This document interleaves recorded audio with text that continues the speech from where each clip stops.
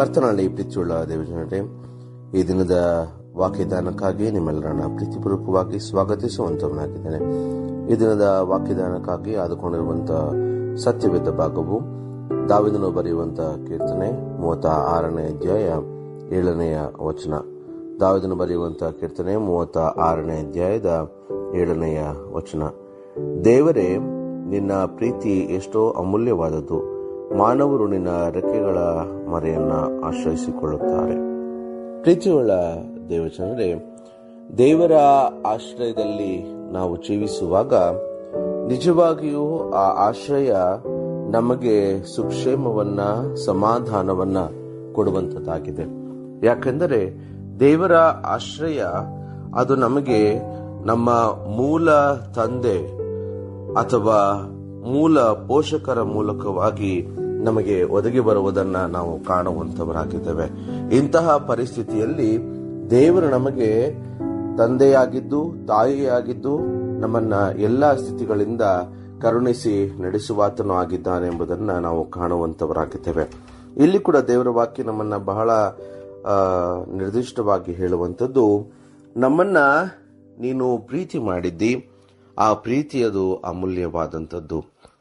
ದೇವರ ಪ್ರೀತಿ ಅದು ಯಾವಾಗ್ಲೂ ಶ್ರೇಷ್ಠವಾದಂಥದ್ದು. ಯಾಕೆಂದರೆ ನಮಗೆ ಈ ಲೋಕದಲ್ಲಿ ಮಾನವರು ಪ್ರೀತಿ ಮಾಡುವುದಕ್ಕಿಂತ ದೇವರು ನಮ್ಮನ್ನ ಎಲ್ಲಾ ರೀತಿಗಳಿಂದ ತನ್ನ ಕಾರ್ಯಗಳನ್ನ ನಡೆಸುತ್ತಾ ನಮ್ಮನ್ನ ಪ್ರೀತಿ ಮಾಡಿ ನಮ್ಮನ್ನ ಸಲಹುತ್ತಾನೆ. ಯಾಕಂದರೆ ಆತನ ಪ್ರೀತಿ ಅದು ಅಗಮ್ಯವಾದಂಥದ್ದು. ಅಗಮ್ಯತೆ ಎಂದು ನಾವು ಹೇಳುವಾಗ ಆ ಅಗಮ್ಯತೆ ದೇವರ ನಡೆಸುವಿಕೆಯನ್ನ ಕಾಣುತ್ತದೆ. ಯಾವುದೇ ಬದಲಾವಣೆ ಇಲ್ಲದೇ ಇರುವಂತಹ ಅಗಮ್ಯತೆಯನ್ನ ನಾವು ನೋಡ್ತೇವೆ. ಯಾವುದೇ ರೀತಿಯ ತಾರತಮ್ಯ ಇಲ್ಲದೇ ಇರುವಂತಹ ಅಗಮ್ಯತೆಯನ್ನ ನೋಡ್ತೇವೆ.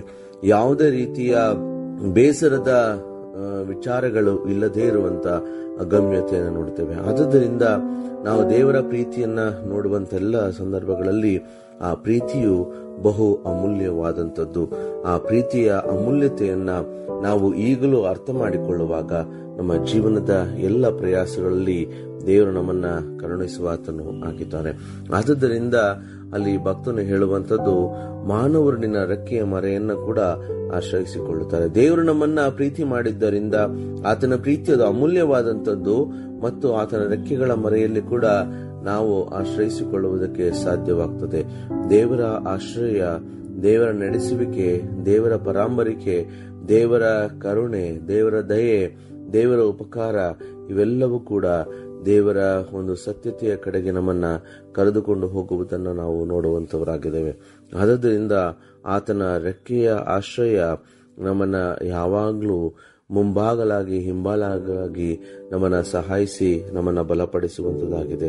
ಆದ್ದರಿಂದ ದಾವೀದನು ಬರೆಯುವಂತ ಕೀರ್ತನೆ 91ನೆಯ ಕೀರ್ತನೆಗೂ ಕೂಡ ನಾವು ಬರುವಾಗ ದೇವರ ವಾಕ್ಯ ಬಹಳ ಸ್ಪಷ್ಟವಾಗಿ ಹೇಳ್ತದೆ, ಆತನು ನಿನ್ನನ್ನು ತನ್ನ ರೆಕ್ಕೆಗಳಿಂದ ಹುದುಗಿಸುವನು, ಆತನ ಪಕ್ಕಗಳ ಮರೆಯನ್ನ ಆಶ್ರಯಿಸಿಕೊಳ್ಳುವೆ, ಆತನ ಸತ್ಯತೆಯೇ ನಿನಗೆ ಖೇಡ್ಯವೂ ಗುರಾಣಿಯೂ ಆಗಿದೆ.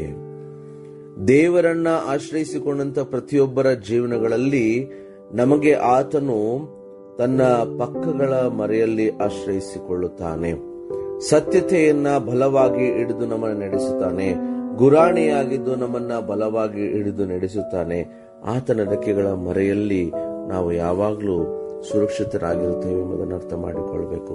ಈ ದಿನದಲ್ಲಿ ನಾವು ನಮ್ಮ ಕಾಯಕಗಳಲ್ಲಿ, ನಮ್ಮ ಪ್ರಯಾಸ, ನಮ್ಮ ವಿದ್ಯಾಭ್ಯಾಸ, ನಮ್ಮ ಮನೆಯ ಜವಾಬ್ದಾರಿಗಳಲ್ಲಿ ನಾವು ದೇವರನ್ನು ಆಶ್ರಯಿಸಿಕೊಂಡು ನಿರ್ಧಾರಗಳನ್ನು ಮಾಡುವಾಗ, ದೇವರ ಆಶ್ರಯವನ್ನು ನಾವು ಪಡೆದುಕೊಂಡು ನಾವು ಜವಾಬ್ದಾರಿಗಳನ್ನು ತೆಗೆದುಕೊಳ್ಳುವಾಗ, ದೇವರ ನಡೆಸುವಿಕೆಯನ್ನ ಆಲೋಚಿಸಿಕೊಂಡು ನಮ್ಮ ಕಾರ್ಯಗಳನ್ನು ನಾವು ಮಾಡುವಾಗ ನಿಜವಾಗಿಯೂ ದೇವರು ನಮ್ಮನ್ನ ಸಕಾಲದಲ್ಲಿ ನಮ್ಮನ್ನ ತನ್ನ ಆಶೀರ್ವಾದಗಳಲ್ಲಿ ನಡೆಸುತ್ತಾನೆ. ಆ ಆಶೀರ್ವಾದ ನಮ್ಮನ್ನು ನಿತ್ಯವೂ ಬಲಪಡಿಸುವಂತದ್ದಾಗಿದೆ, ಸಹಾಯಿಸುವಂತದ್ದಾಗಿದೆ, ಮುನ್ನಡೆಸುವಂಥದ್ದು ಕೂಡ ಆಗಿದೆ. ಆದ್ದರಿಂದ ನಾವು ದೇವರನ್ನ ಆಶ್ರಯಿಸಿಕೊಳ್ಳೋಣ. ಆತನ ರೆಕ್ಕೆಗಳ ಮರೆಯಲ್ಲಿ ನಾವು ಇರುವಾಗ ಯಾವ ರೀತಿ ಕೋಳಿಯು ತನ್ನ ಮರಿಗಳನ್ನ ಸಾಕಿ ಸಲಹುತ್ತದೋ ಆ ರೀತಿ ನಮ್ಮನ್ನು ಕೂಡ ಆತನು ಸಂರಕ್ಷಿಸಿ ನಮ್ಮನ್ನು ಬಲಪಡಿಸ್ತಾನೆ. ದೇವರ ಆಶ್ರಯ ಅದು ಯಾವಾಗಲೂ ಭದ್ರವಾದಂತಹ ಕೋಟೆಯಾಗಿದ್ದು ನಮ್ಮನ್ನು ಸಹಾಯಿಸಿ ನಮ್ಮನ್ನು ಕಾಯುವಂಥದ್ದು ಆಗಿದೆ. ಆಮೆನ್. ಈ ಕಾರ್ಯಕ್ರಮದ ಬಗ್ಗೆ ನಿಮ್ಮ ಅಭಿಪ್ರಾಯ, ಸಲಹೆಗಳು ಹಾಗೂ ಯಾವುದೇ ಪ್ರಾರ್ಥನಾ ಮನವಿಗಳಿದ್ದಲ್ಲಿ ನಮ್ಮ ದೂರವಾಣಿ ಸಂಖ್ಯೆಗೆ ನೀವು ಕರೆ ಮಾಡಬಹುದು. ನಮ್ಮ ದೂರವಾಣಿ ಸಂಖ್ಯೆ 996026065453.